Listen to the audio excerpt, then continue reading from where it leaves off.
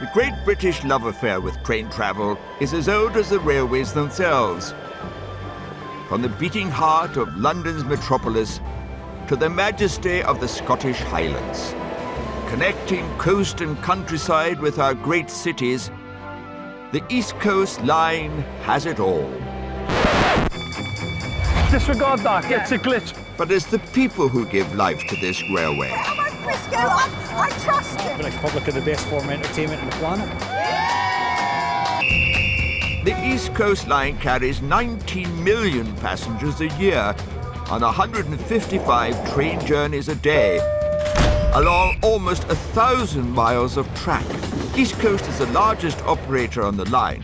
It runs trains, manages stations, and employs nearly 3,000 staff. That's all you do it all day. I'm not playing with you while you're showing off. The East Coast workforce toils tirelessly. Handy bags, please. From driving trains Look at this office window. Fantastic. to making breakfasts Took that much bacon over the years. Surprised I haven't turned into a pig. to controlling the whole train set. Morning, that's absolutely excellent, Graham. Keeping everything on track behind the scenes and in public. I've been standing here for half an hour. These are the real heroes of the railway.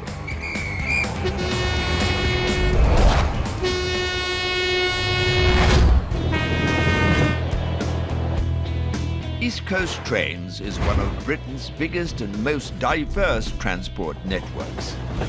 Any breakfast for you this morning? No, nothing at all. There are 53 stations on the line, from the big city slicker that is London's King's Cross Okay, sir, jump on the train. to some smaller country cousins. Back in the trenches now, and we'll go crazy in another half hour. 12 stations are managed by East Coast Trains themselves, and Newcastle, by far the biggest and the busiest, is one of the jewels in the crown.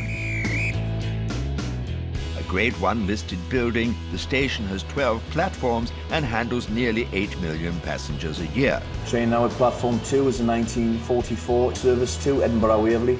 The local staff who work here take a Geordie pride in the smooth running of their station. Try and keep Newcastle's image cleaner. Take your time, sir. But they never know exactly who or what is coming down the line. They see it all here, the good, the bad, and occasionally the very ugly.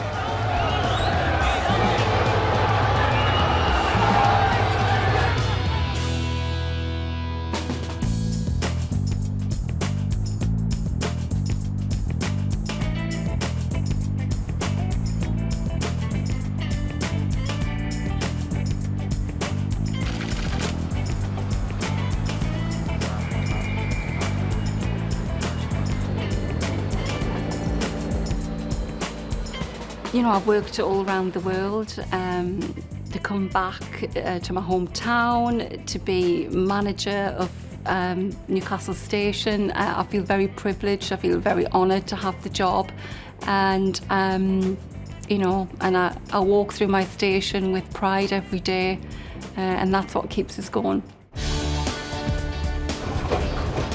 Station manager Louise is the queen of all she surveys. Newcastle Station is her pride and joy.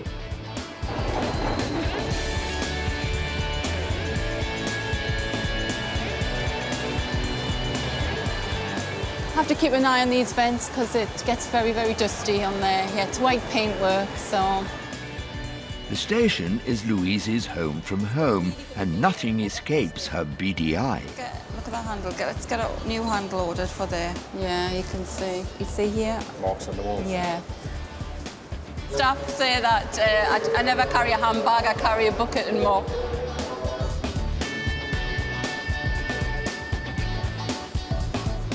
Oh, you got to fill them on the top. That was just cleaned yesterday as well. Yeah, I know. Okay. Louise has a crack team of customer service assistants whose job it is to look after passengers and keep the trains running.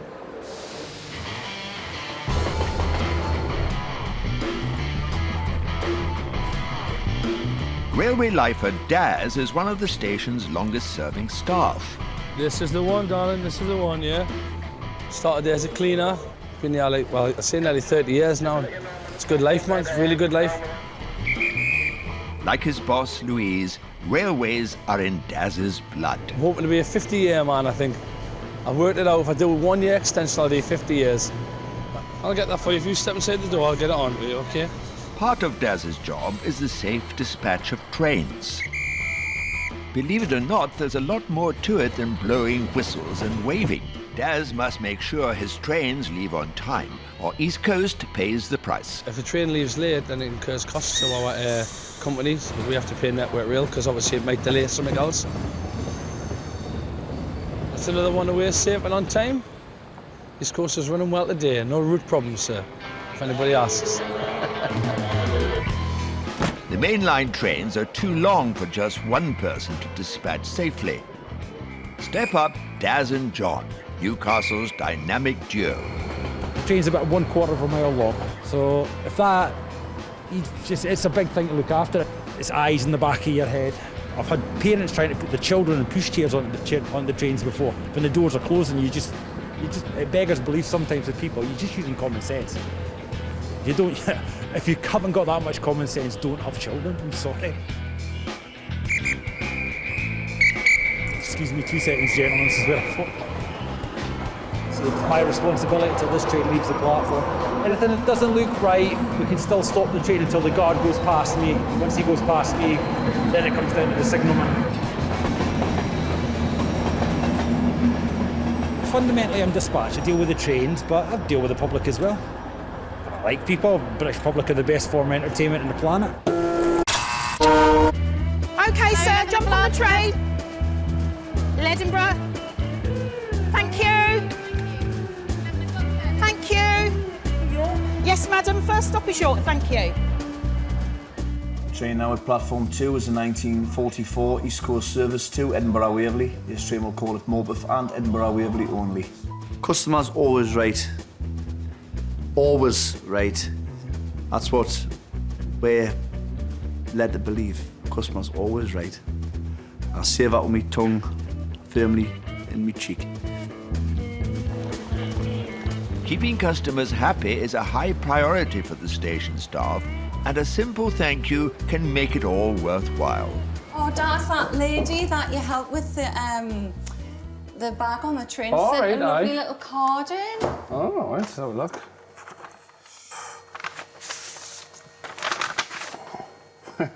Is that us? No, it's not.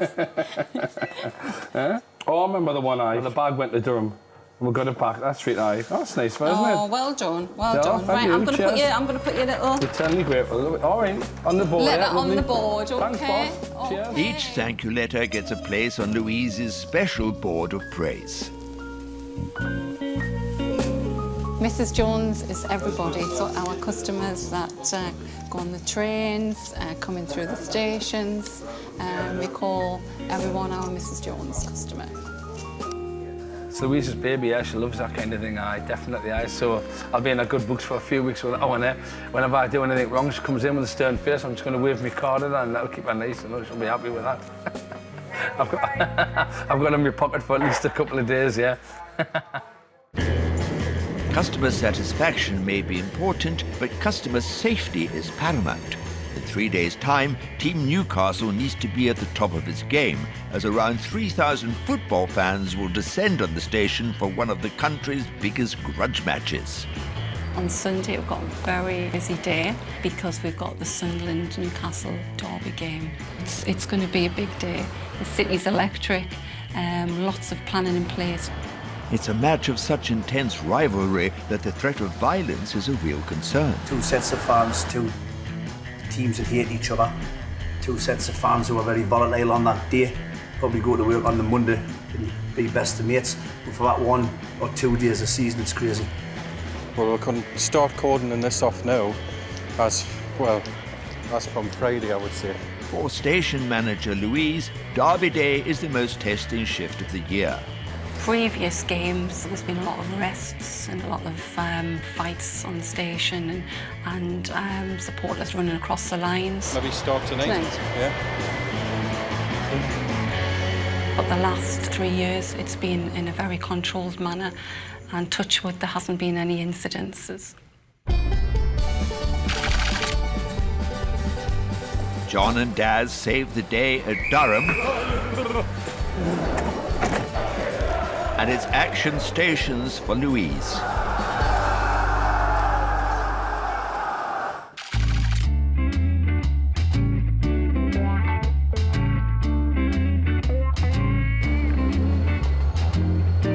It's early afternoon in Newcastle, and information controller Daz has a short announcement to make. Train at platform number 4 is at 13:42. Cross-country train service to Penzance, calling at Durham, Darlington, York, Leeds, Wakefield, Westgate, Sheffield, Chesterfield, Derby, Tamworth, Birmingham, New Street, Cheltenham Spa, Bristol Parkway, Bristol Temple Meads, Taunton, Tiverton Parkway, Exeter St David's, Newton Abbot, Totnes, Plymouth, Liscard, Bodmin Parkway, Lostwithiel, Parr, St Austell, Truro, Redruth, Camborne, Hale, St Erith and Penzance. Platform 4 for the 13:42 cross-country train service to Penzance. See how long that is? It's ridiculous, man.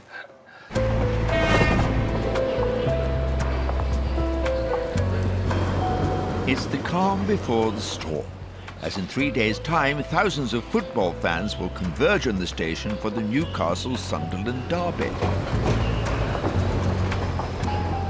For station manager Louise, the day requires meticulous planning. My plan for the day is to make sure everything runs fantastically without any safety incidents.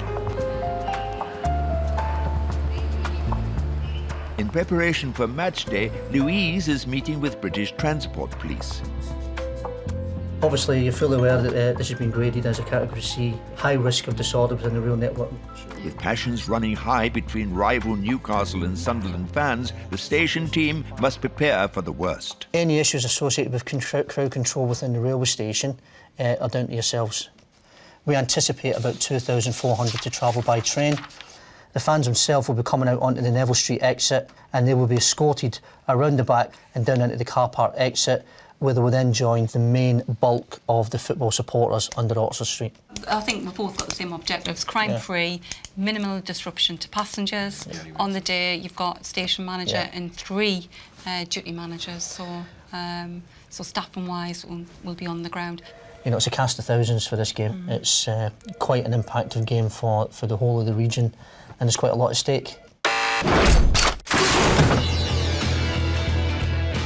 But the 2,500 football supporters are not the only fans who'll be arriving at Newcastle Station in 3 days' time. Rock superfan Paul will also be there on the big day. That's my big country T-shirt from, I've not worn it 18 months. Paul's getting ready for a marathon East Coast train journey following his idols, Big Country. Big who? Well, they were big in the 80s and they're still going strong. So we've decided to go to Glasgow, Aberdeen and Newcastle in 3 days. People have said I'm mad, but it's when you've got a passion for something, I think you should do it. Paul's passion started when he was in the RAF, stationed in the Falkland Islands. 8,000 miles away from a wife. I'd been married less than a year. So then the music, that is when it really kicked in. That's all I live for, music. The album's called The Journey, and that's what we're going on. And we're all going on this journey because in life, that's what it's about. You know, we're all on one big journey. And his journey starts at the crack of dawn at Doncaster Station. It's 6 o'clock and we're like 15 hours away before the first chords go from Big Country, but here I am now. I'm actually buzzing, waiting to, and I still have to wait 15 hours. That's what it is, it's crazy.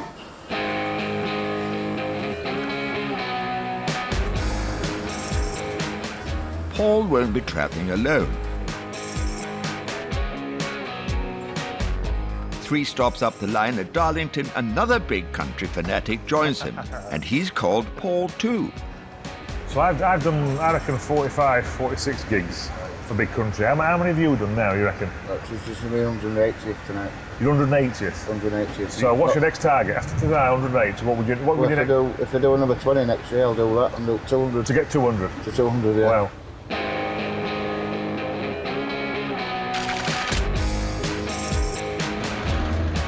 Glasgow, and for one night only, home to the two Pauls musical heroes.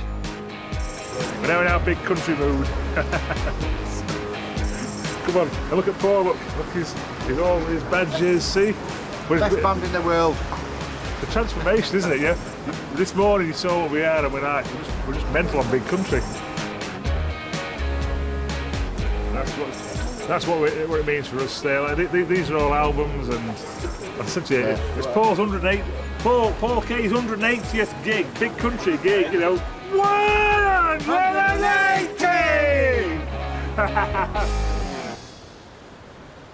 That's my big country ticket. We're gonna have fun. We'll see you tomorrow morning.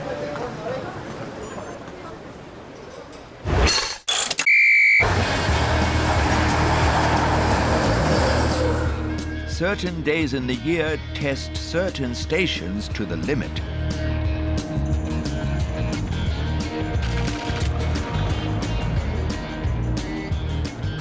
At Durham, the team is getting ready for one of its biggest challenges. It's so dramatic that they have to draft in all the extra troops they can muster, including the A-team from Newcastle, John and Daz. Extra pair of hands to bring the big guns out when they need to bring the big guns. Break the box and let me out. Morning, sir. You off to London? Yeah. Would you like us to take care of your bag and we'll put it in the guard's van, sir? And you'll be to collect at the other end? The team is preparing for what's known as the Exodus, the day Durham's 15,000 university students and all their worldly goods leave town. Yeah, we're students at Durham and it's the end of term, so we're all going back to our homes, which is really exciting. Never seen Durham Station have so many customer service people around, actually. Yeah, they're really helpful as well, though. Yeah. We didn't have the help that we've got today, it would be a lot worse.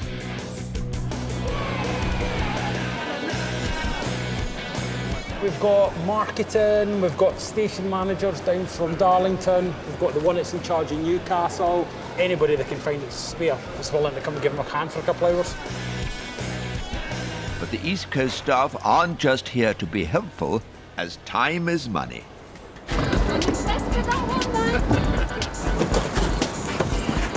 The team can't rely on sleepy-headed students to get themselves and their bags on board in time, and any delays can incur fines of thousands of pounds.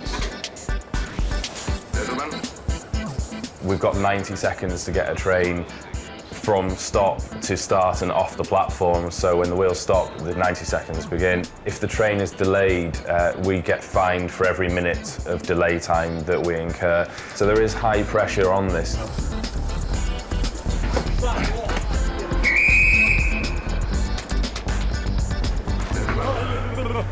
1 minute, 20 seconds. Mission completed, and with a whole 10 seconds to spare. So it's back in the trenches now, and we'll go crazy in another half hour. Hiya. If you wish, aye. Literally got my degree in it. Oh, aye. Just get on the train and fail. Aye, not a problem. No. You can watch it go in safely. The only people who can go in is us with carriage keys. You have to be railway staff to get in.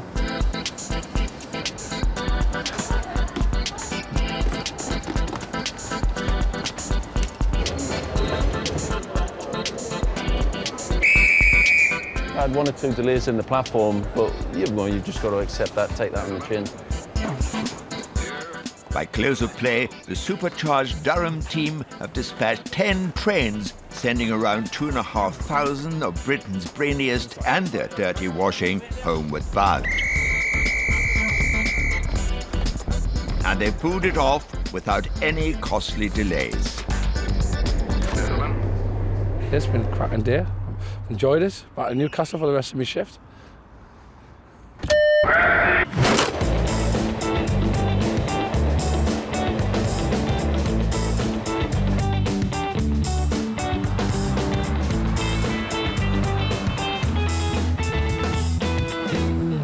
After a late night in Glasgow, rock superfans Paul and Paul have taken the train up to Aberdeen for the second gig of their big country marathon.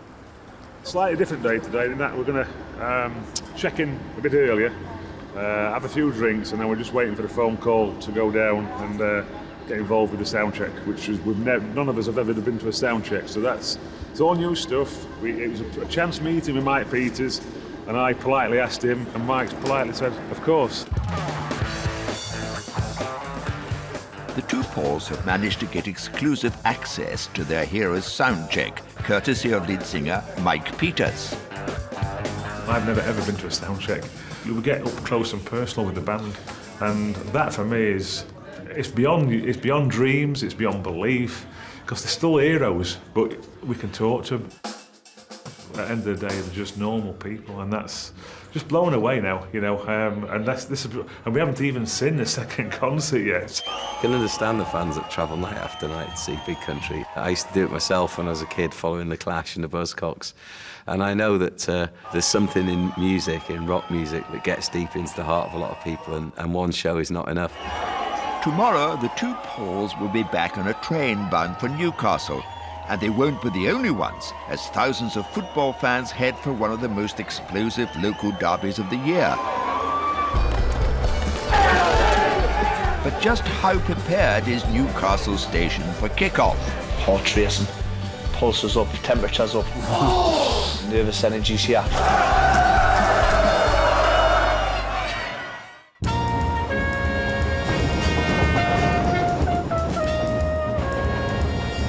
Before I started working on the railway, I was playing a lot of football. I was going on a lot of football trials and what have you. And I was meant to have one at sort of Ipswich Town and sort of one at Sunderland. You know, I come on the railway as a short-term sort of fix before I'd go on these trials, and I had my life mapped out. I was going to be a superstar footballer. It never happened like that, unfortunately. I come on the railway as a short-term fix, and I'm here 22 years later. You know, and it's all I know.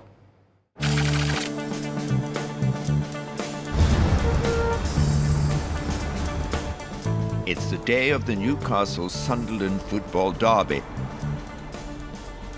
It's a potentially volatile clash, and the station could easily become a flashpoint. Today, months of planning between East Coast trains and the police will be put to the test. This is always a tense fixture, but the stakes are particularly high today. If Newcastle beat Sunderland today, I think we're 5 points clear of a relegation spots at the minute. So if Newcastle win today, we'll go 8 points clear. We've only a few games left, so Newcastle would be safe from relegation. So it's a massive game for both teams, you know. It's 10 in the morning, and with a midday kick-off, the station's already filling up with local Newcastle fans as well as regular passengers. With thousands expected to pass through the station, anything that could be picked up and thrown must be cleared. But there's one object that's proving tough to shift. Well, you'll get that off me, bother. It's the deal off that will be the problem.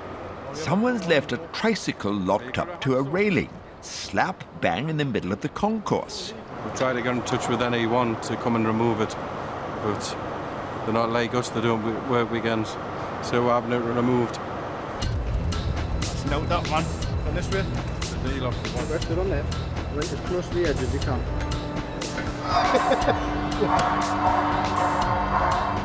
Try as they might, the team can't cut through the lock, and with fans pouring into the station, drastic times call for drastic measures.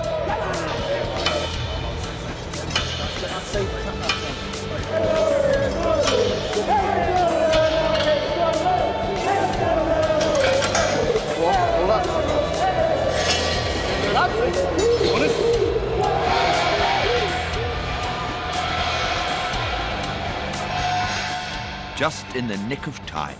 The first of several special trains packed with Sunderland fans is about to arrive.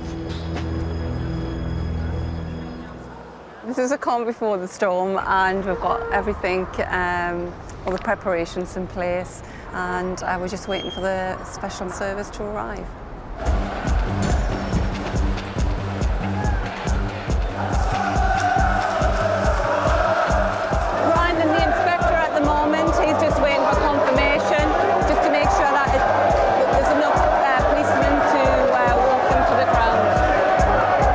The first of the special trains carrying Sunderland fans has just arrived. plan is to keep them together, away from rival supporters and under police escort, all the way to the ground. Tactical plan around meeting the special trains in is we'll ensure that there's a cordon in place, and then we'll escort those individuals off the train and out of the railway station. We're just making sure that we've got a sort of like a sterile corridor just to minimise any risk of disorder. The Sunderland supporters are held in a car park at the edge of the station until all the special trains have arrived and the fans can be escorted to the ground. I think it's important to say that the vast majority of the individuals who go to this football match are honest, decent, hard-working individuals. However, like any other typical event, a minority can potentially spoil it for the rest. With the first wave of fans held in the car park, another football trainload arrives. Police rush back and repeat their routine. Yeah, more than here, just so they can get the lines in order over there to escort them out. Louise has held her nerve so far on a very tricky day. There's women at work here who actually take like the day off because they would just hate Derby Day.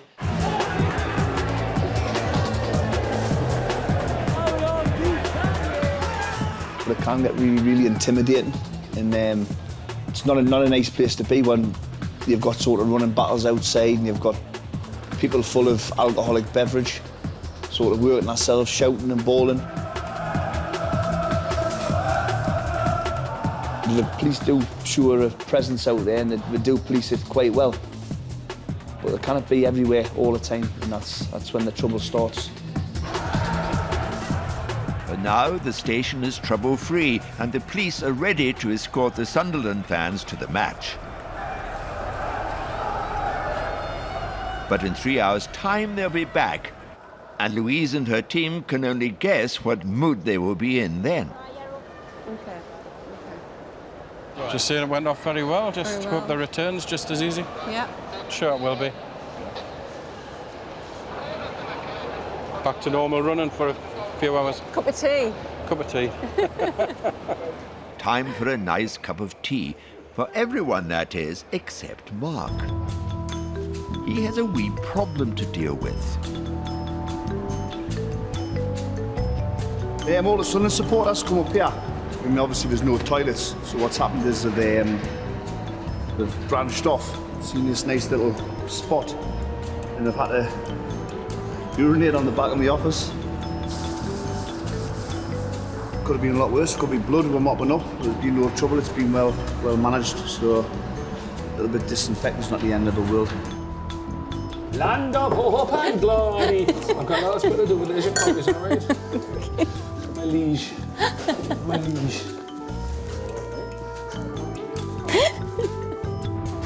It may be calm now, but things are bound to hot up after the game.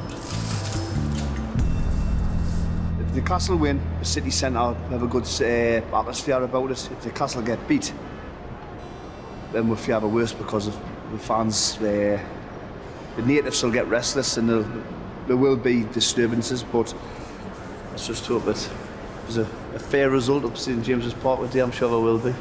I'm sure that the home fans will be happy.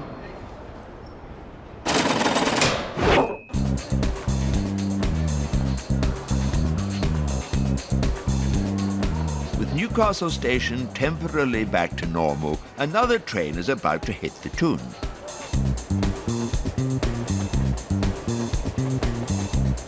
Rock fan Paul is completing the last leg of his epic East Coast journey following 80s rock idols Big Country. He's just got a message from his daughter, who's waiting at the station.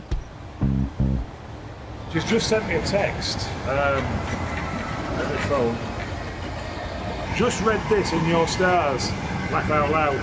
Don't let the travel wear you down because you'll feel a sense of achievement at the end of the day. How ironic. Now, that's fate.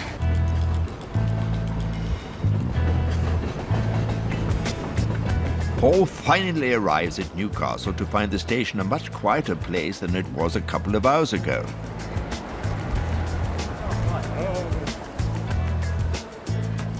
Just arrived at Newcastle.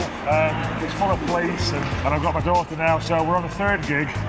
My third gig on this tour, the Journey Tour, and it's Fiona's first gig tonight in Newcastle. So it's a bit of excitement now because obviously Fiona's probably been listening to the album more than I have, but I've been listening to the live music, so I've got my musical buddy back now. On his journey, Paul will have travelled over 700 miles and rocked along to 54 big country tunes. Whenever I talk about big country, you know, my last 2 words are always stay alive. And I think Fiona knows, as and when I do pass away, I think on my tombstone will be stay alive. I'm in love with big country, and I don't admit in that. It's a passion that I have for music, and this band has taken me on a special journey, and this journey is going to continue for a few more years yet. So yeah, it's been really, really good and exciting.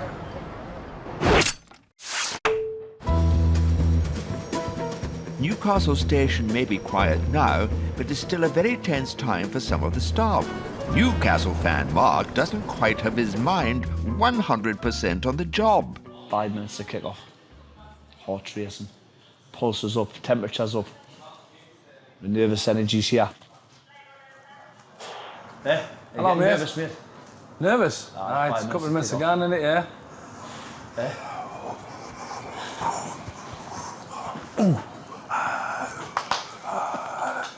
That's what it's like. Go ahead. While the boys worry about the match, Louise's concern is what the result might mean for her station. Everything that's happened today, it will now be in reverse formation, so we'll have to be waiting for the fans to come back. But for a safe operation on the station, I would like it to be a draw. It'd be good for us. When the big game kicks off, Newcastle station gets the good, come on, the bad, what a nightmare, and the ugly.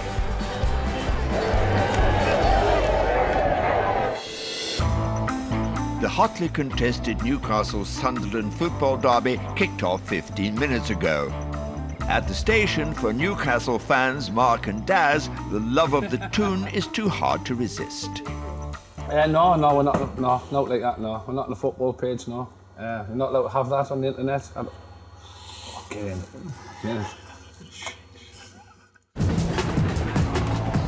Oh, no! When Sunderland scored the first goal, Daz just can't keep his cool. What? Castle's getting beat. Sorry, boss. Sorry. The current score is 1-0 to Sunderland. Not very good. Louise and her staff are worried. A Sunderland win would mean trouble is more likely. If Newcastle win, then normally you'll find the Sunderland fans start leaving the stadium and they all don't come out all together, so that's good for us for crowd control in the station. If Sunderland win, then there could be a few disgruntled fans and perhaps a few fights. Not good for us at Newcastle because, well, not good for me because I'm on all day. It might be rather a difficult shift, the rest of the shift. It's not good for the football and it's not good for the supporters later on because it turns a little bit crazy, to be honest. Oh, it's just still a goal! Newcastle are 1 down and Daz is gutted. Cece's getting chance after chance, but he's not putting out away. 60 minutes in and good news for Daz. It seems Newcastle have equalised. Come on! It means so much, man! It means so much! Even better if we can pull another goal. Be a good result for us and make the shift go a lot easier. But the Newcastle goal is disallowed. Daz is on an emotional roller coaster. I said it was ourselves going on, would it be offside? I only just noticed it is, aye. I'm going to have a quick tour of Okay, Phil, no problem, but not bothered. Still, it's 1-0 to them, still. What a nightmare. And Daz's nightmare is about to get worse. With just 10 minutes to go, Sunderland score again. Oh, Tower. They've just scored a wonder goal, Sunderland. What a goal. They haven't won since 2000, and this is it. This is their day to day, I think. Like. What is it now? 3-0. Oh well, at least one side will be happy. Thanks, you sit.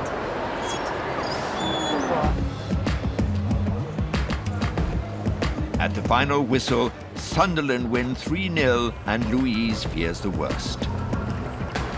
The major concern now is just the clash between the Sunderland fans that are coming to use the station and Newcastle fans that are in the station. There's not going to be a problem with the Sunderland fans because they're all going to be in good spirits because it's a cracking result for them. Unfortunately, for us, it's not it's a good result. It's an absolute nightmare when it kicks off and the supporters are each other's throats. It's not a nice place to be honest. It's a little bit intimidating. You can see now we've got a lot of police in attendance now. They're obviously getting prepared for them coming down. The police are escorting the Sunderland fans back to the station where Louise is waiting nervously. Are they on the way, Brian, are they? What? Are they on the way? Yeah, they're on the way. The escort's on its way down, so we'll hear them coming down the back of 4th Street. It's going to be one slick move in onto the station, onto the train, and then gone.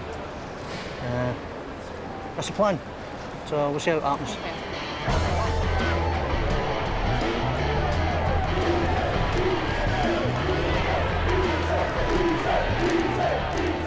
En route to the station, the Victoria's Sunderland fans taunt their Newcastle rivals who are growing increasingly agitated. Yeah, for information, we've got large crowds, repeat, large crowds at the top of the west end of Newcastle Central Station, possible estimate about 200, 250. The police are trying to keep the sets of rival fans apart.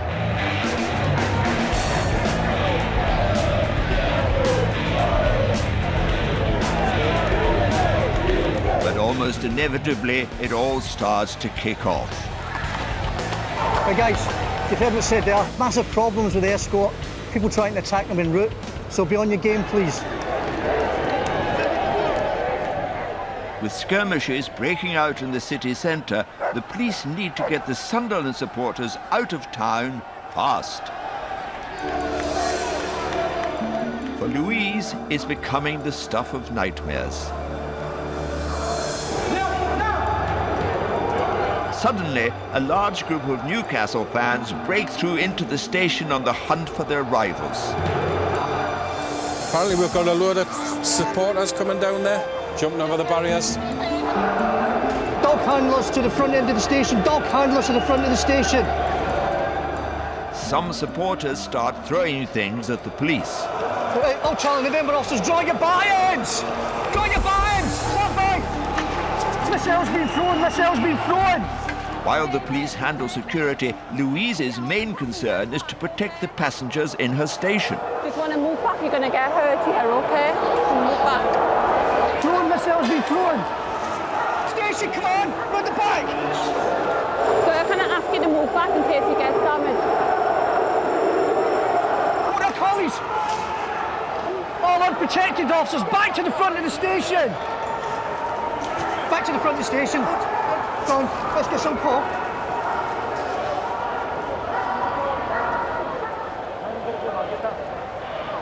How did those fans get there? Do you know? Don't know. I don't know.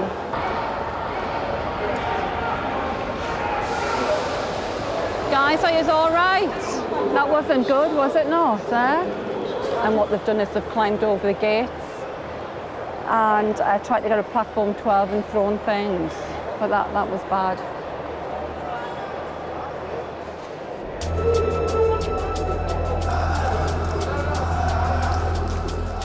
Still determined to get at the Sunderland supporters, some Newcastle fans have begun to surround the station.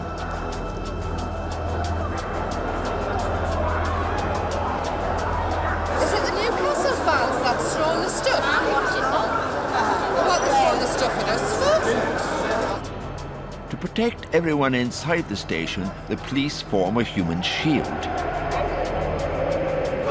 Anybody in now, unless you want to take it, no, it's the same because I let everyone in.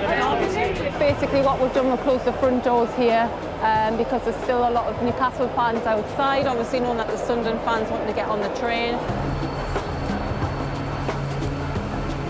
We weren't planning on going to get taxis, but obviously we're barricaded at the station because people throwing coal and cones, fighting. We can't get out of the station, we're locked in practically. It's essential to get the Sunderland fans off the station before the situation gets worse. Once they come and go, then open the station to all traffic. But they're on the way in now as we speak. We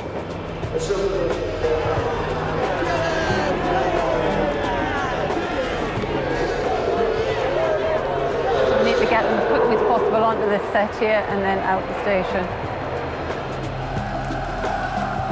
Finally, the Sunderland supporters board their trains.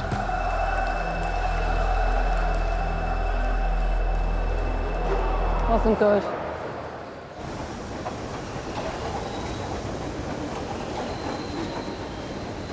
It was quite a scary situation because we're thrown things. We haven't had anything like that for the last three and a half years.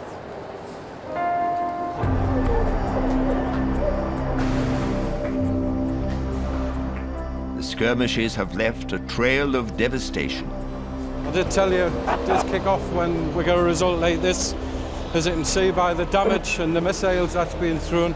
Even some vehicles in the staff car park have been damaged. I think this is one of the worst hit ones. You can see the dent in the car. Well, they used these cars here to jump up onto the roofs to get the leverage over the fence. And that's how they've actually gotten onto the station, because this is all cordoned off. There's about 4 or 5 cars there that's damaged. But it's not just the station that has felt the effects of a difficult day, it's been tough on its keeper. It's very distressing to see this happening on my station. It's my second home. I spend the majority of my time here, and you know, I'm responsible, and I need passengers to feel safe here.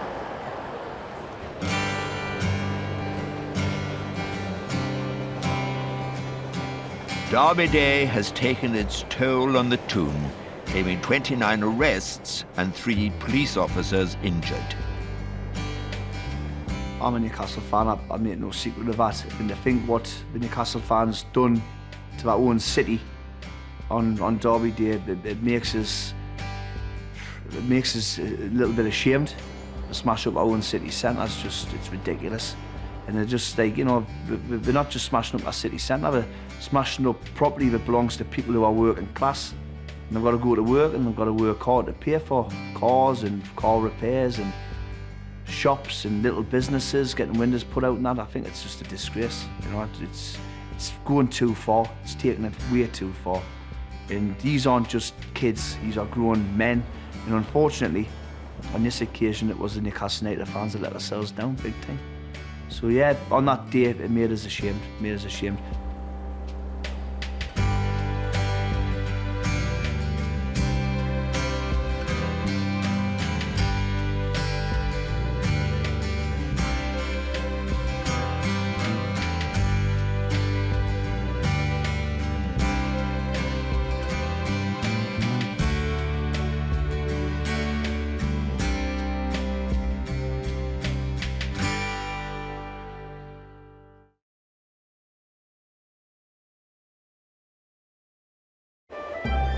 The great British love affair with train travel is as old as the railways themselves.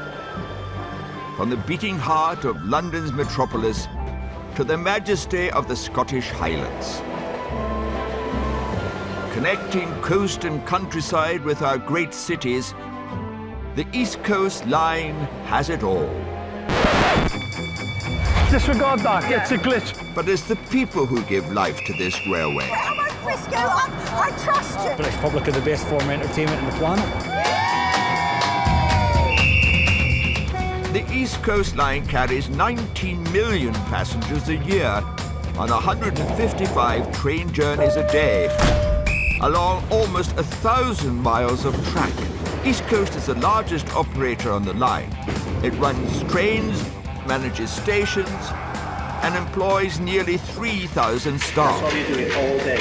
I'm not playing with you while you're showing off. The East Coast workforce toils tirelessly.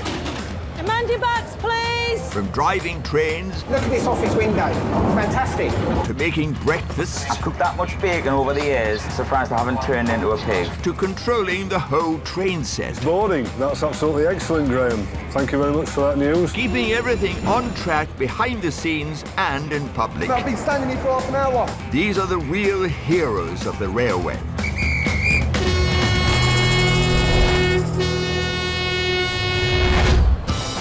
East Coast staff are constantly striving for perfection. Can we go back and do it again? Trying to keep trains on time, preparing meals at over 100 miles an hour. I'm dropping them on the floor because you're making me drop them on the floor.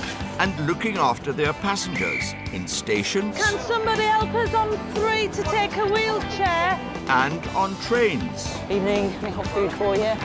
And for a workforce dedicated to serving the nation's train-goers, there's nothing better than a bit of recognition. Especially at the East Coast's annual awards. Do you look okay? Yeah. Right. Very nice. When colleagues and travelling public alike nominate their railway heroes. Oh my goodness. Our favourite. And for one night only, the stars of East Coast step out of their uniform and scrub up for their own red carpet event. And the winner is... And the winner is... The winner is...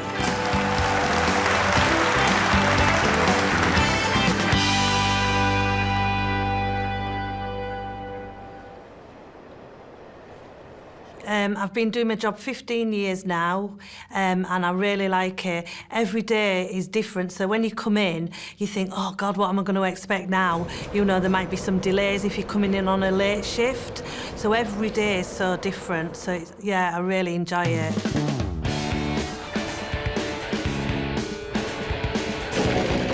It's Saturday morning in York. Information controller Julie is getting ready for one of York Station's busiest days of the year.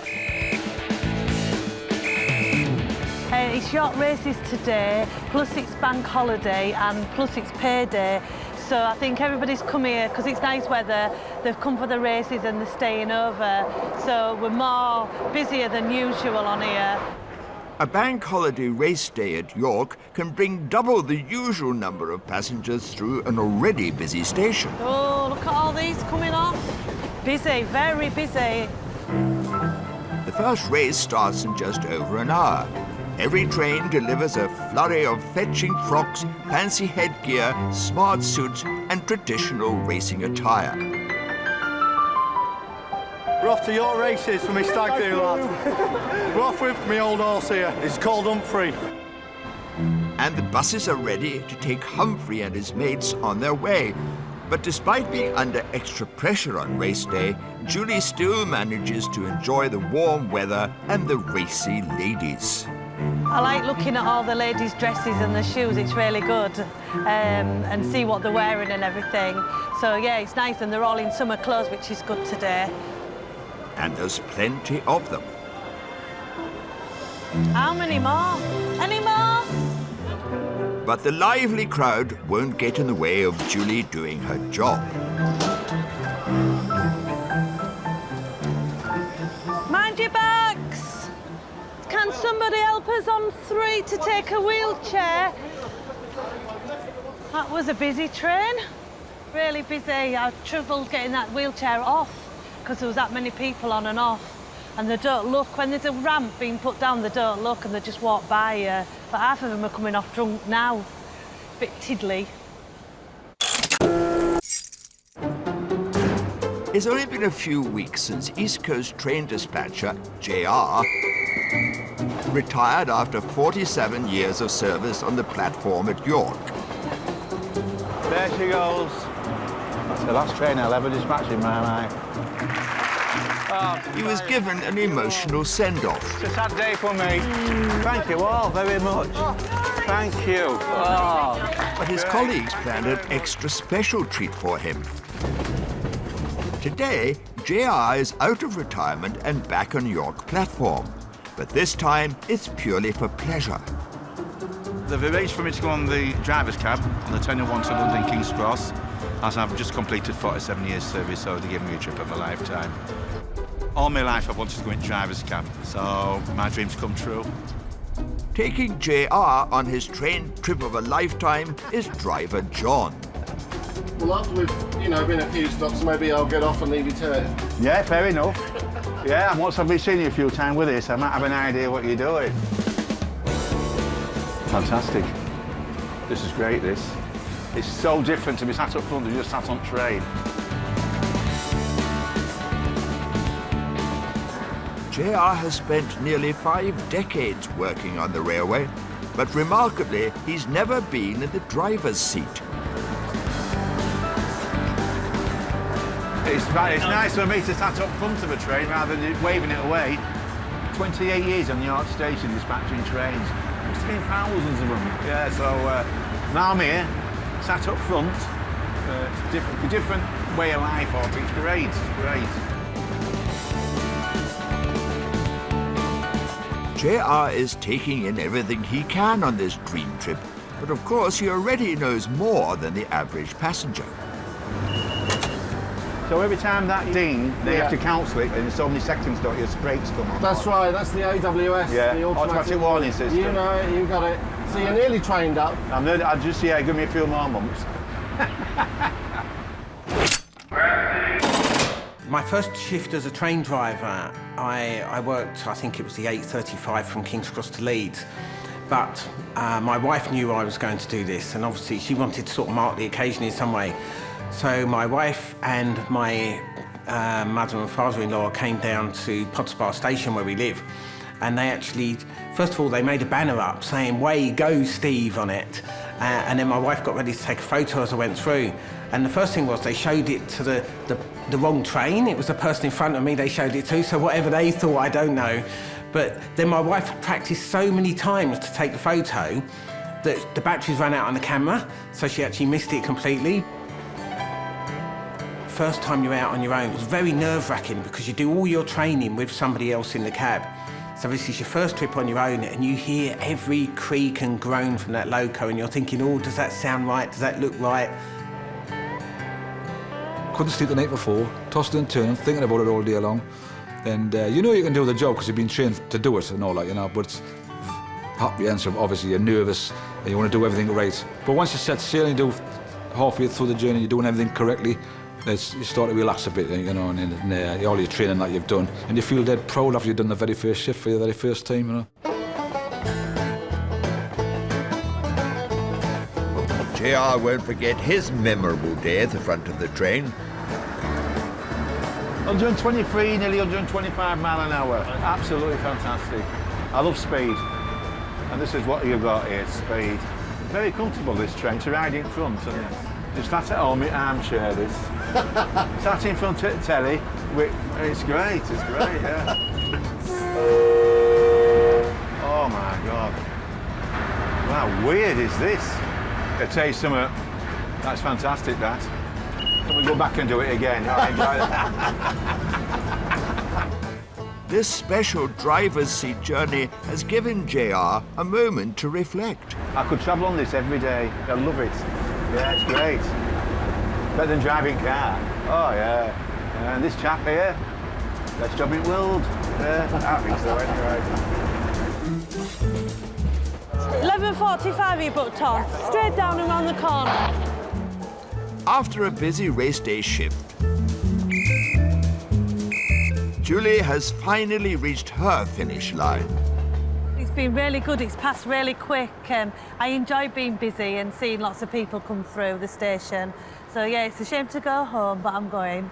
I live near the races, so I'll probably see people go by my house and watch them all go by, but I don't think I'll do much this afternoon. I might just sit in a beer garden. As Julie heads off home, JR's train is pulling into King's Cross Station. Right on time we are. As the regular passengers depart, JR looks for the perfect memento of his locomotive loving. I'll take a picture here if you don't mind it.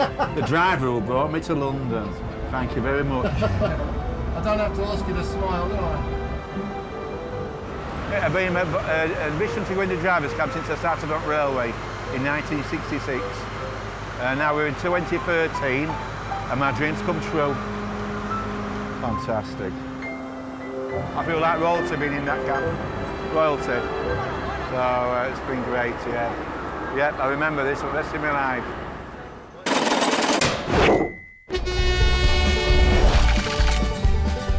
The winners return from the races. Liam, it's you, Liam. I've seen you before here. And an onboard party receives extra support. I'm your man, or woman.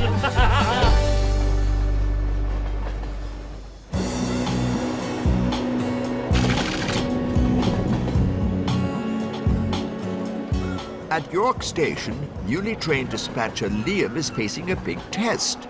The York Races crowd are making their way back from the track, and some are a little worse for wear. The most difficult thing about my job is, probably when you get the customer complaints. People can be sort of difficult to deal with, but it's just deal with them to the best of your abilities, pointing them in the right direction.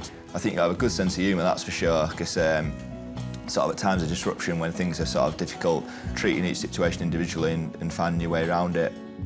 And Liam's feeling pretty confident despite facing a potentially unruly crowd. The next hour it's going to get very busy, it's going to be manic. A lot of race goers will sort of be heading in then if they don't go to the pub first. But we'll be all right, we'll get through it. As long as we get them onto the train and get the train away safely, then everyone's happy. The crowds from race day make this a busy and unpredictable shift, and inexperienced Liam will be dispatching trains under the watchful eye of old hand Richard. All yours. I'll be 12 yards behind you. It's going to be busy. It's race day. Quite a lot of people will probably be drinking, so that's got implications on what we do or don't do by the side of the train. Sure, yeah. If you're uncomfortable in any way, just say, Rich, can you do it? You shout, I've got more than enough faith in you. You'll be fine. Cheers, mate. Yeah, I'm dispatching Richard's guidance, yeah, but he's got enough faith in me to do it. Obviously under probably the most pressure I'm going to be under with sort of let's say, intoxicated people, so it'll be different anyway. When people have had a drink, there's more chance of sort of running through a train and sort of trying to push the button or pull the handle to get on it, so you got to sort of be extra vigilant watching out for them at hot spots. Anything like that, people trying to get off trains when they're already moving. People think they're Superman when they've had a drink, don't they? So anything like that, really. York Station is starting to fill up with the well-dressed and the well-lubricated. Liam, it's you, Liam. I've seen you before here. Well, Liam, you're a good lad, Liam. You're here defending these lines, Liam. Despite the attentions of his well-oiled new best friends, Liam has managed to stay calm and carry on, but he's confronted with a fresh new challenge. That's wasn't it. Why have they done that? Right, anybody for the train to London? It's going to go off platform 3 now. We've got time to get there, but we'll be keeping you fit. And they're off. A sudden signalling problem has started the day's most important race to the opposite platform.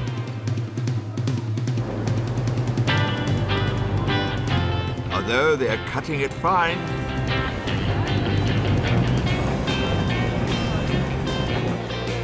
fortunately, everyone makes it safely and on time. But just as Liam's about to blow his whistle... Rail 73, the guy's just having a problem with one of the passengers. I'm back with him in a minute, over. No worries, when he's ready, we'll just start again, over.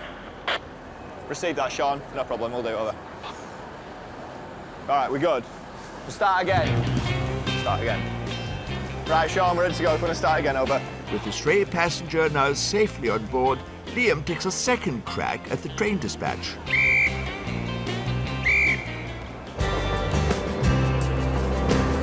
And this time, it's off. The train is heading to King's Cross, and Liam can breathe a sigh of relief. How was that then? Different, yeah. A bit hectic, isn't it? Yeah. His last train has been dispatched, and Liam takes a well-earned break. Absolutely good. Well done. It was good in all ways today. It's a hectic Saturday.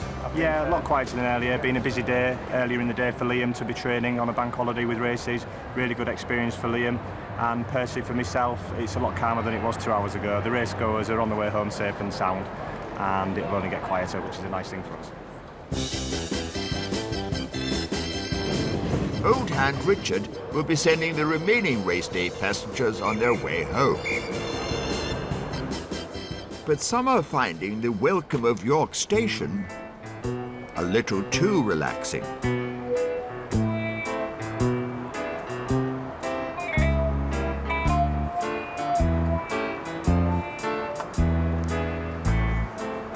He's sleeping soundly.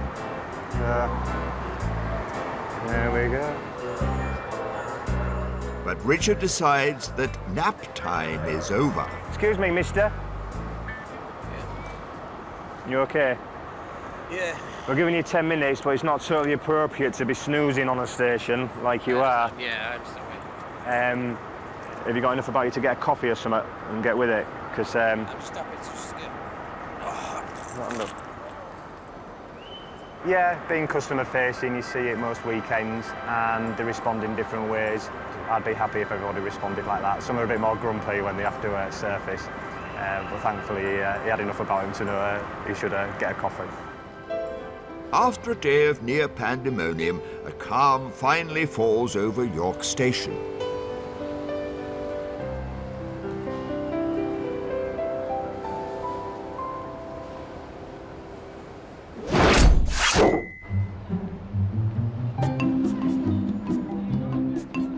Only 27 miles away in Leeds, the station is starting to get lively in anticipation of the 14:05 service to King's Cross. Right, we're off, guys. We can go through. Coach C. The crowd is dressed mostly in pink, with an emphasis on cleavage, while the mood is festive and charitable. The team of competitors is heading to the annual Moonwalk, a nocturnal marathon on the streets of London in support of breast cancer research. It demands only comfortable shoes, a steely resolve, and a memorable bra. It's the way she sold it to me. She said, how would you like to go to London for the weekend and spend it with some ladies with their underwear on? I thought she was buying me a birthday present.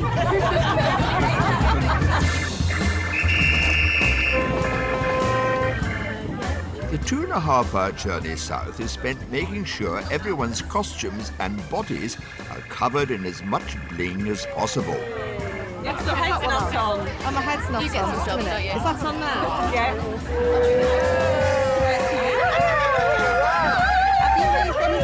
Well, I think Adele Alone's race, nearly 1,000, that wasn't included. The Leeds chapter of the event was organised this year by Alison, and there's a moving personal story behind the fun facade. So this is a group of 65 people who have come together, and we are walking 26 miles through the night, so a marathon, and we're doing it in aid of a young lady who died of breast cancer last year called Evelyn Cross. She was a primary school teacher, and she was really special, really. So she would definitely be up for what we're doing today. And she knew we were doing the Moonwalk before she died. Evelyn's parents and brother are an essential part of the evening's efforts. Our daughter will be proud of us, so she'd be so proud because we're in her favourite colour, which is pink. She'd be so proud of everybody. You know, it's unfortunate what's happened to Evelyn, but we must look forward as well for the people who can hopefully beat this disease and live a long and happy life. So they are the true story behind it. So. The main reason we're here is because of Terry and Kimberley. Yeah, these guys here went for a hard time, and we're here to support them. And we've been training for weeks, hours and minutes, and it's going to be a tremendous experience. How's that? Yeah, good. East Coasters donated a whole carriage to the cause to keep the challengers comfortable en route to their long night of walking hard, doing good, and laughing loud.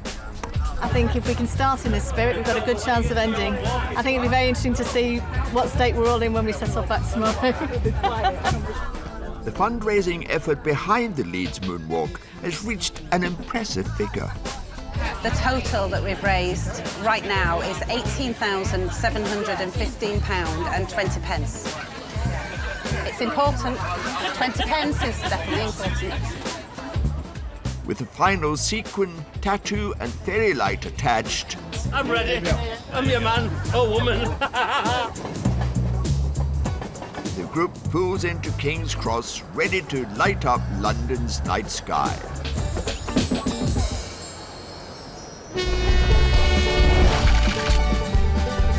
The stakes are high for driver Steve as he takes a nightmare test. It's just one thing happening after another all the time. You're always thinking, have you done something wrong? Evening, can we have food for you? And Chef Sean is off to a bad start with the new menu. And I have upset myself because I've done it. I'm not happy.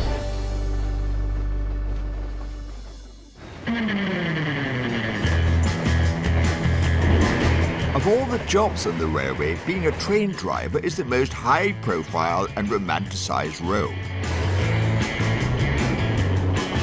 In reality, it's a demanding job involving frequent training, constant tests, stress and risk. But for most drivers, once they've had a taste of it, there is no other life for them.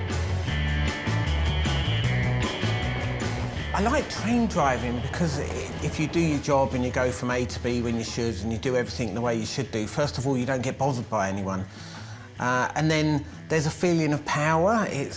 You're in control of this 500-ton train. You've got responsibility for 600-700 passengers at times.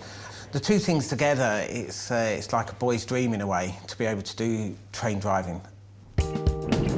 Every 2 years, each one of East Coast drivers is required to complete a set of rigorous driving tests. Steve has recently taken and passed his in-train practical examination. The stop was fine. It was nice and smooth and controlled. It was spot on. Today, he's going to travel the whole of the East Coast line. But he won't be leaving King's Cross Station. He'll be taking his train simulator exam, sitting in an exact replica of a locomotive driving system, complete with virtual front window. It's obviously a relatively stressful time because at the end of the day, if you do get something majorly wrong, it could be that you're taken off driving. That's your job you're talking about, so you do have to get it right. Fingers crossed, and we'll see how it goes. Back to keep a watchful examiner's eye on every move he makes is Steve's instructor, Colin. The thing with the simulator is there will be events that will happen today which don't normally happen, to test his emergency procedures, basically. He will have his work cut out. It'll be sort of like the journey from hell because there'll be a lot more happen than what normally happens, but then that's the very nature of why we're here, to put his knowledge to the test, really. If you indicate when you're ready to start, Steve, I'll start it away. OK, I'm Colin. I'm ready, Colin. OK, here we go. Let's get it over with.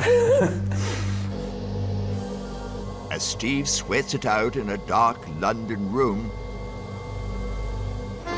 around 500 miles north in Scotland, the whole life of a driver, yeah. Driver Graham is speeding through the most picturesque stretch of the entire network. Surrounded by picture postcard Scottish scenery. If you woke up with this every day out your front windows, you couldn't argue, could you? But Graham's picture-perfect jaunt from Inverness to Edinburgh isn't completely without tribulation. You'll often see up here, you'll see a deer just jumping across the fence and, like, running across the track and up to the other side. It's quite a regular occurrence, actually. And unfortunately, they don't all make it. I've only hit one once up here. I feel awful, I feel sorry for the poor thing.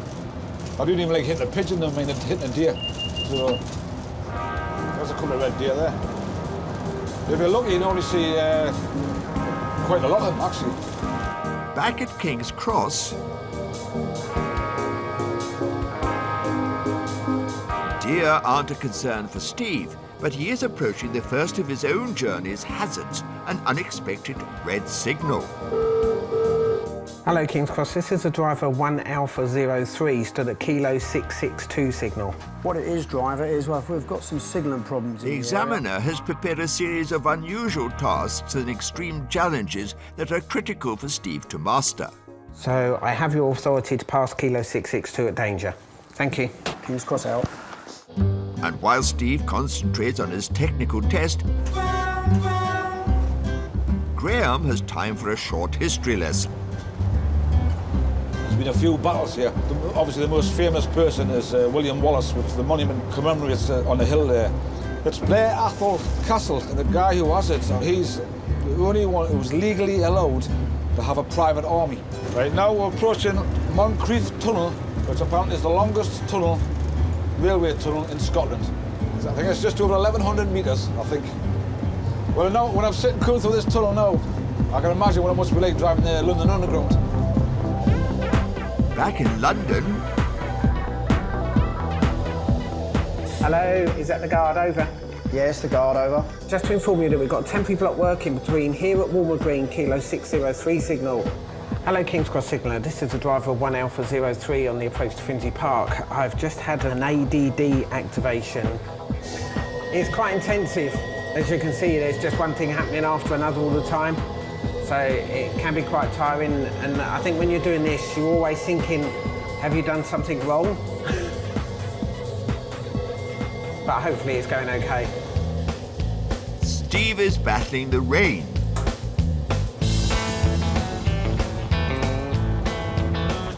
But Graham has a much sunnier outlook. And these are the sunglasses you get. They're not bad, actually. Makes us look like Gary Cooper. Down the line in London, Steve's journey from hell is nearly done. Steve, you can stop there because that's the end of this assessment. Okay.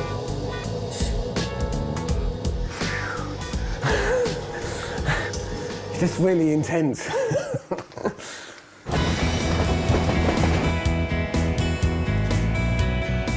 After a very different morning, Graham pulls into Edinburgh Waverley Station. Well, that's it. That's me done as if my duties for the day. And the most enjoyable journey, wasn't it? Fantastic scenery. Now you know why I love my job. And as Graham sets off to relax, the crucial question is, has Steve passed his critical training exam? Everything was spot on. You just need to sign that. Okay, that's great. Done. Thank you, Colin. Oh, well done. Thank you very much. It's a sigh of relief for Steve as he extends his driving credentials for another 2 years. Oh yeah, I can definitely relax now. Now the assessment's out of the way, it's like, whew, great. Haven't got to do that for 2 years. No, definitely good, and I can definitely relax.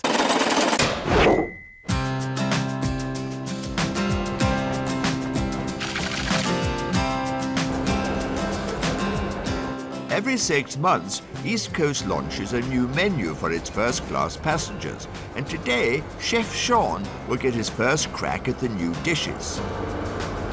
I'm always apprehensive with a new menu. Got to make sure everything's right, and of course, it's how we serve it. It's got to be right. It's as simple as that, especially with a new menu. It's just got to be right. Cooking is in Sean's blood. Yeah. I was destined to cook. My mum was a head chef. I can remember as a child sitting in the kitchen in a hotel watching her cook. The good thing about it was lick the bowl. It's always lick the bowl. But there's no bowl licking today. The new menu has got Sean more than a little flustered. It's a bit of a panic for me because I've never cooked it before, so it's just a massive, great big learning curve for me. The 5:30 to Edinburgh leaves King's Cross, and as Sean is still digesting the new menu, customer services assistant Darren is already taking orders. Evening, any hot food for you? Sean's keen to ensure that everything meets his own high professional standards. Every detail of the menu, every detail of the food is my responsibility.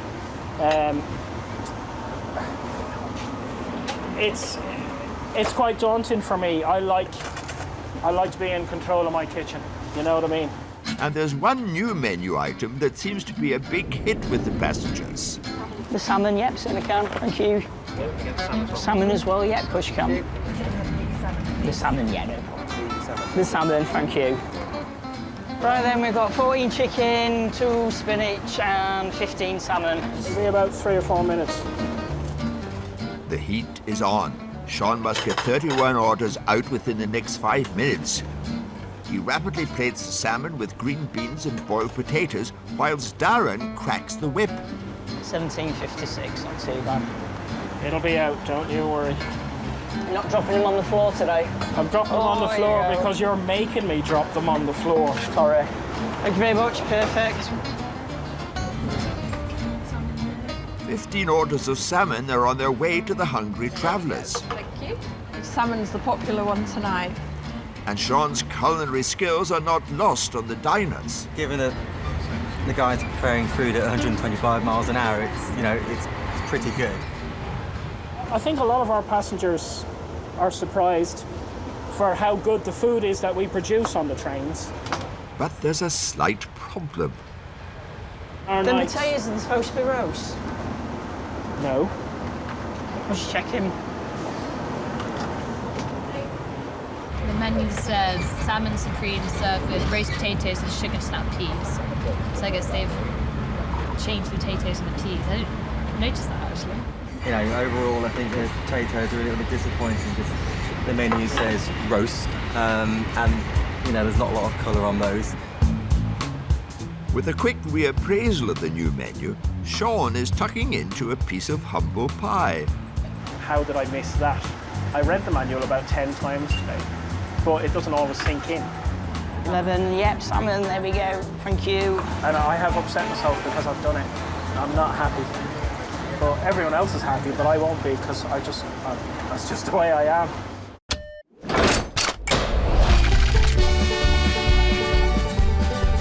The nominees are announced.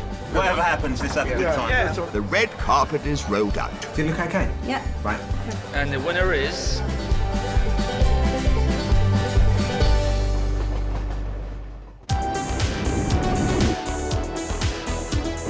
Once a year, East Coast celebrates the outstanding employees from across its 3,000-strong workforce at a prestigious black tie awards ceremony in York.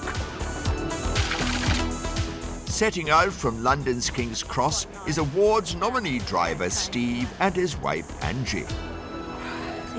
Makes chance to be a passenger. Right, let's settle down. It can be a bit strange sometimes travelling. You do enjoy it, but then if the train slows down when you're not expecting it to slow down, you're then thinking, oh, why are we slowing down?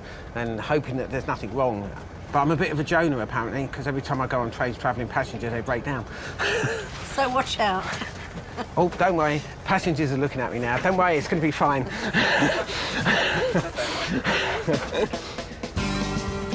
Steve has been nominated for the Improving Train Performance Award. So we're at Peterborough now, and we're 2 minutes late. So I now make a note in my delay book so that I can ring delays later on and tell them why we were 2 minutes late into Peterborough. He goes the extra mile, noting down every train problem he comes across, even taking his work home with him. I think I've been nominated because back in November I wrote a 5,500 word report in my own time at home. It probably took me about 4 or 5 days to do, with about 27 or 28 different ideas on how we can actually improve our train performance and our punctuality. And today, a punctual service is extra important. What time does it start? Starts at 6:30, so... So we have to be there dead on? Yes, it's quite strict actually, because there's a timetable to work to. So we have to be there on time, otherwise it wouldn't look very good if I'm going there for improving train performance and then I'm late for the award ceremony. That's true.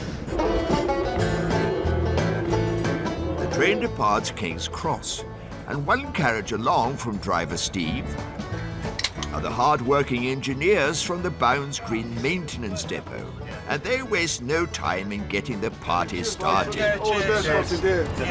Nice one. We got them in the favourites. Definitely. No, for looks. Yeah. Bounds Green has been nominated for the much-coveted Team of the Year award. Keep going, brother. Right, stop. While the rest of the line sleeps, these hard-working blokes work through the night, managing the Herculean task of keeping all of the East Coast electric trains repaired and railworthy. Their nomination came as a surprise to these East Coast veterans. A bit of a shock, I must admit. Didn't expect to be nominated because we're, like I say, we're in the background. We don't get noticed that much. A lot of the crews must probably get nominated more than we do. So yeah, it's a great honour. And strictly observing classic award show etiquette, they're just happy to be nominated. I believe, personally, myself, that Newcastle's going to win. The reason being because they are in the front of everything that goes on, and we are in the background. And I believe that they will actually win the Team of the Year. Further up the line, a key member of their competition, Pam from the Newcastle station team, is making her way south to York. I'm really looking forward to it. I'm hoping Newcastle will win because I think it'll be a good morale boost for the team. The Newcastle team had a busy year, weathering a Friday when the train stood still. All I can do is ask you to weather well. There's nothing moving at the moment north of Newcastle. A seriously tough Derby Day crowd. My sail's been flown, my sail's been flown. If you want to move back, you're going to get hurt here, OK? So move back. And Pam herself faced a close call with difficult customers. No, you are. No, wait. No. It's upset Pam. Should he actually grabbed her head? And to me, that's assault. I just think that's out of order. Whoever has nominated Newcastle Station has took the time out and said, you know, and recognised that we do a great job. And it is like a little thank you to say, you know, we are aware of what you do. Even if we don't win, it is, you know, it's nice to be recognised for what we do. Pam is going for the gold tonight, but is starting off with a nice bronze. I had a spray tan done. Normally when I get a spray tan done, it's straightforward, wash it off, brilliant tan. Unfortunately this morning I got up and I had white patches on my legs and arms, so I've had to do some running around and some patching up of the spray tan so that it's even. Hope it's worked. For all the on-board nominees, Cheers. it's a refreshing change to be travelling as ordinary passengers. Let's go for it, lads. Good luck in that. Whatever happens, let's have a good time. Yeah. The trains pull into York Station, and Steve has got a case of big night nerves. When you actually arrive at the place, it does give you more of an idea of you're actually close to it. And I expect the closer we get to the actual presentation time, it's going to be like, am I going to win? But it doesn't matter. I have to say that. It doesn't matter if I don't win. It's just great to be here. But we'll see. And with only 2 hours to the awards, thank you very much. Bye. The nominees head to the hotel to get red carpet ready. Okay. Does it look okay? Yeah. Right. Very nice. That's good. If we win, fantastic. If we don't, you know, it's a good night out, so it's fine. I suppose I'm feeling a little bit nervous. The closer we get to it, you just never know what might happen. Hi. The Newcastle station manager, Louise, is ready to go. I haven't had time to do it. You know what, I'm really excited for the table tonight because we've got some people that have never been to the East Coast Awards. It's nice as a manager to see your staff enjoying themselves and letting them the hair down. Let's go. Bye. It's time for the annual East Coast Business Achievement Awards, coming to you from the Barbican Theatre at York. It's a crowd filled with some of the East Coast's finest. The ladies are looking glamorous and the gents have scrubbed up well. Railway chaplain Stephen is trying hard to stay impartial. I'm rooting for everybody, but I am secretly rooting for York Station, actually. Yeah, we've got to take that prize, yeah. I've just been having a look. We're on table 4, the Newcastle team, so fingers crossed that's a good omen that we're near the stage. The nominees are invited to take their seats in the ballroom, and everyone is eagerly awaiting the celebrity master of ceremonies. Ladies and gentlemen, please welcome tonight's special host, Olympic, Commonwealth, European and World Triple Jump record holder and gold medalist, Jonathan Edwards, CBE.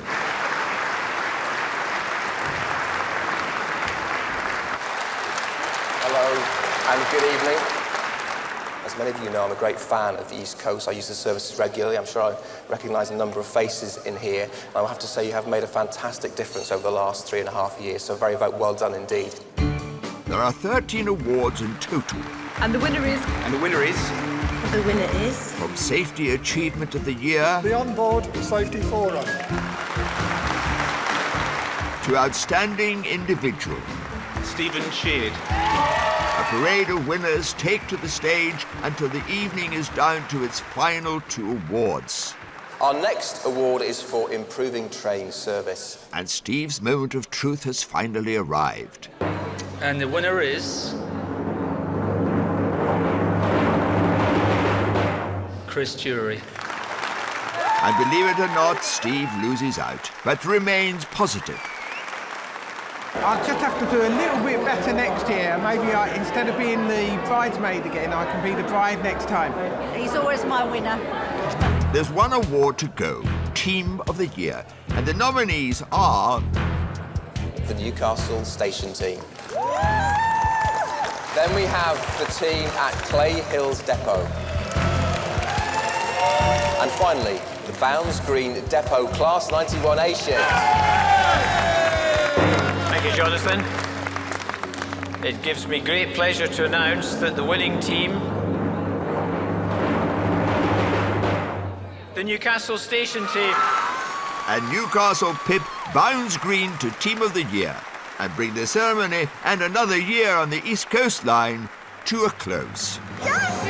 Newcastle won! Yeah, we won Team of the Year. Really, really pleased. I'm a bit gutted, but I mean, it was really nice. I was surprised to be actually nominated for the whole team, so I'm very proud of them as a whole. I've had a fantastic night. I think, you can just feel the atmosphere. You can just feel, the absolute emotion, the positivity, the excitement. It just makes you realise, actually a bit of recognition goes an awful long way.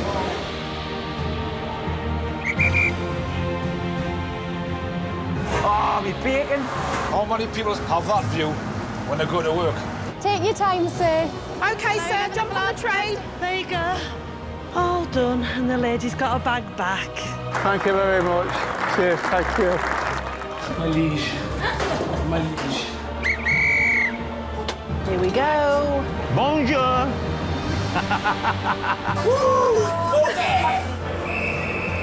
No, off the train. Look at this office window. Fantastic. Come on! Get in there. Yes. Hello. Isn't that lovely? No.